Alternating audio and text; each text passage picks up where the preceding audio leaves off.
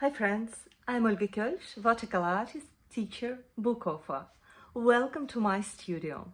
Today I will show you 5 different ways to paint roses. Let's start. I will use just one color. You can pick up any color you like. I will start with cadmium red. What can be more authentic than red for roses? So I have pretty creamy mixture here. And I have my brush. I find the center of my future rose around this and holding my brush around 45 degrees to the paper, with the tip of the brush I paint small C-stroke. One. And because all the petals inside overlapping a lot, I paint another C-stroke around and then another one. So I'm creating a pattern in a way. So all these C-strokes, they overlapping and interacting with each other. Sometimes the more we move outside of the center of the rose, the more open the petals are, the bigger they are. That's why I begin to apply a little bit of pressure on my brush. I'm starting with the tip of the brush and then apply a little bit of pressure and then I release the pressure. And then I move to another side, tip of the brush, pressure, release the pressure. Tip of the brush, pressure, release the pressure. And once I'm looking inside, I see it is too much of white space, so I can add several brush strokes just to cover this empty space. And then I proceed to apply my bigger brush strokes around. Tip of the brush, belly of the brush, release the pressure. Don't bother that your petals are not perfect. That's supposed to be so. All flowers are very different. So tip of the brush, belly of the brush, release the pressure. Tip of the brush, belly of the brush, release the pressure. Now we are painting a couple of very open petals.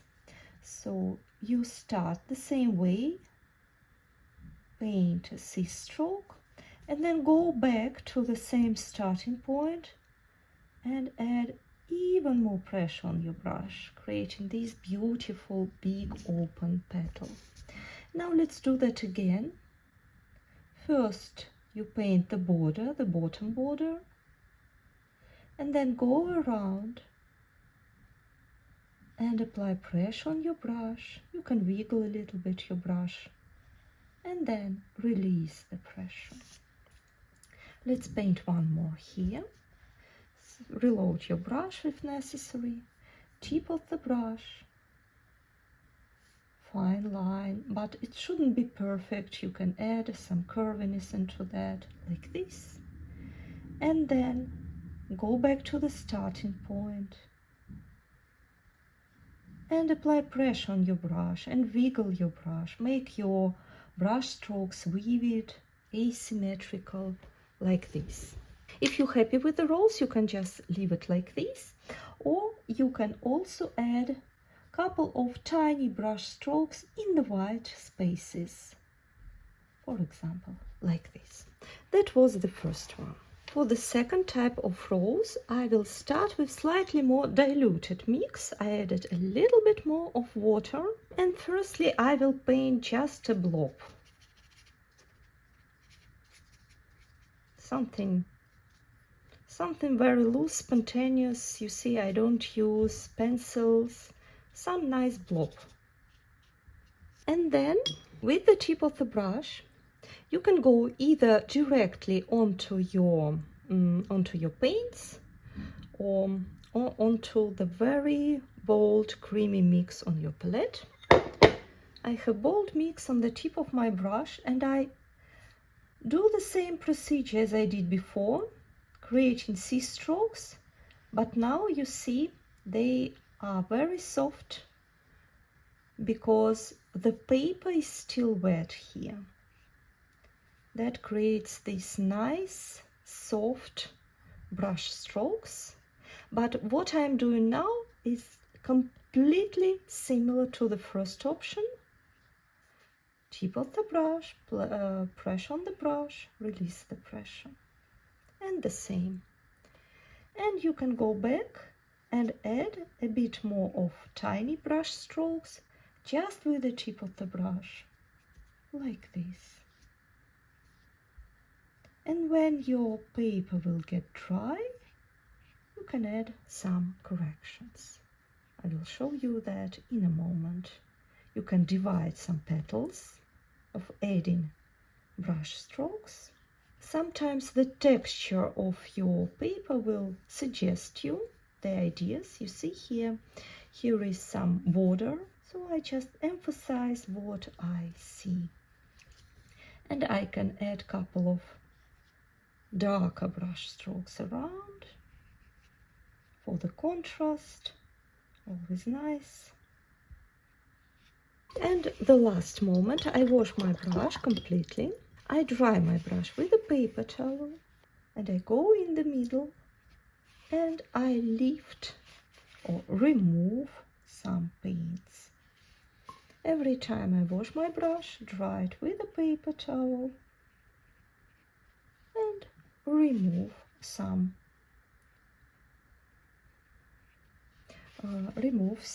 bright colors. Not so much, it's enough if you do a little bit of this. And then you just have a look.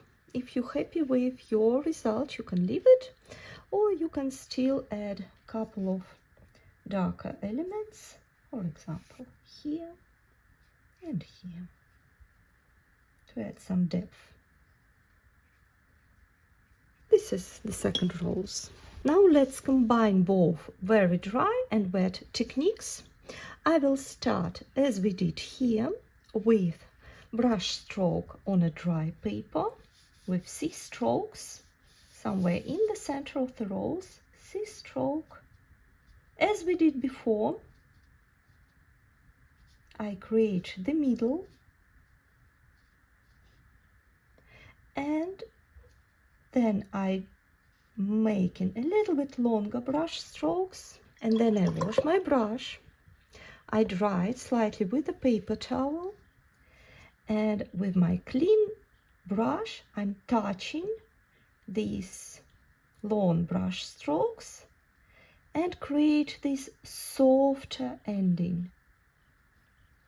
And then I wash my brush again, and then I touch this long brush stroke and I create this soft transition for the petals. Don't bother, watercolor will flow by itself, and once you work with water it always begin to be very random, so don't afraid that your rose wouldn't look like mine. And now I'm just adding a touch of water into the middle to soften this. And then I can work with more diluted rose or red mix. So painting petals as we did before, like this, trying to leave a little bit of white areas around. Your rose shouldn't be perfectly round.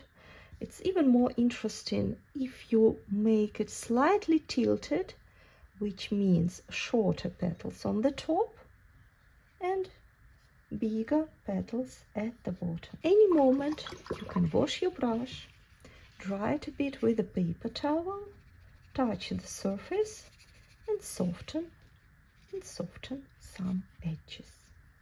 For example, exactly like I am doing here. And now we need to add some contrast to this area. And for that purpose, now I'm grabbing very bold red, same red, and with the tip of the brush, I add some brush strokes Some areas are wet, some areas are dry, and that will create this beautiful transition, like this, around. A bit thinner lines on the top, and bolder, more confident brush strokes at the very bottom. And again, you can wash your brush, dry it with a paper towel, and soften some of the petals, like these gorgeous rose. And of course, you can work a little bit in the middle, again and again, but don't overdo it. This is the third one. Now let's paint a half open rose when we can see the bud and a lot of open petals. So a little bit different approach to the shape, but the beginning will be just the same. I'm starting with bold mix and tiny brush strokes, C-strokes, several of them around, shaping the very center of the flower. And then I use slightly diluted mix, and then I paint the middle part. So I just bringing brush strokes, these light brush strokes down. You can't find a letter for this shape, you just slide your brush down a bit. You can add watery brush strokes around, like this. I grab bolder mix and I will start to organize brush strokes in this way. If you think, for example, about a fan, that will be very similar idea. So like this. And then I wash my brush, I dry it with a paper towel, and I soften as we did here, and then I soften, some of the edges. And then I can add more water. I paint on cellulose paper. That is very convenient for all these transitions and these techniques. And then I reload my brush with bolder mix. I can add more shadows in the center, like this. Add a couple of petals around. First of all, on the top, we still can see some petals behind the center. And to paint that, it's very convenient if you just wiggle your brush around and create this beautiful uneven edge. And then you can do a couple of very sharp brush strokes here and add, and with wiggling brush you create another beautiful edge, and add a bit of bolder mix. Look at your flower. It's very important that you either keep the center light and the petals around dark, or the other way around. So for example, right now I am not adding any bold colors in the center. It's the opposite. I add bolder brush strokes around, and then it will make the center of these rose pop up. So if you have something light, add something dark around, and the other way around, like this. I like to add just a couple of dry, tiny brush strokes. Always it adds variety to these big shapes, add some contrast, just like this. And don't forget about lifting technique. You wash your brush, dry it with a paper towel, and with clean damp brush you just go at some areas, not everywhere, and you can lift some color like this. Nice one. Now let's paint a bud, a more closed one. This was half open. Now let's paint the closed one, and you can probably guess what's happening now. With the tip of the brush and the bold red mix, I begin to create the middle like this, and then I wash my brush. I use slightly diluted mix on my brush, and then I slide the body of the brush down